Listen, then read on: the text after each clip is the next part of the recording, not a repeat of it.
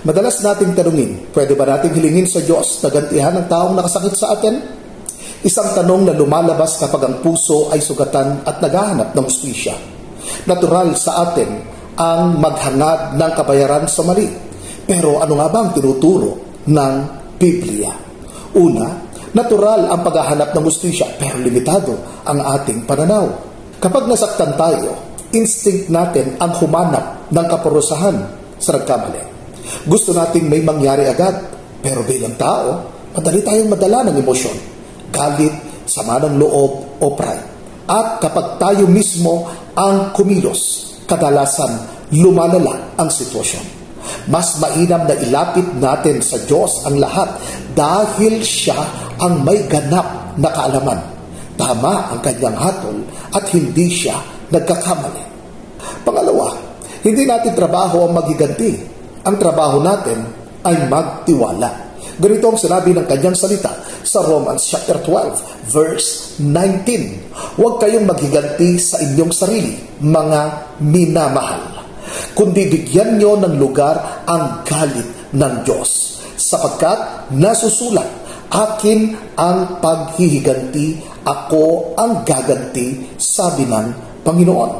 So, ibig sabihin, malinaw, hindi natin responsibilidad ang gumanti. Ang parte natin ay magtiwala sa Diyos, ang maghatid ng hustisya sa paraan at oras na perpekto. Kapag tayo ang gumanti, ang galit ang nagpapatakbo sa atin. Kapag si Lord ang kumilos, katarungan at katwiran ang nangingibabaw. Kaya mga kapatid, humingi ng katarungan, hindi ng personal na paghihiganti. Hindi masama ang lumapit sa Diyos para humingi ng hustisya. Pero ang tama ay gawin ito ng may malinis na puso. Hindi para ibagsak ang iba, kundi para mailapit ang sarili sa kapayapaan ng Diyos. Pwede natin ipanalangin ang mga taong nakasakit sa atin. Hindi para palusutin siya, kundi para makalaya tayo mula sa bigat ng galit. Sa panalangin natin, nililinis ng Diyos ang ating puso at binibigyan niya tayo ng kapayapaan na hindi kayang ibigay ng paghihiganti. Kaya kapag iniwan natin sa Diyos ang paghuhusga, nararanasan natin ang tunay na kapayapaan. Mga kapatid, mali ang humingi ng ganti kung ito'y galing sa galit, pride o hangad na mapanakit.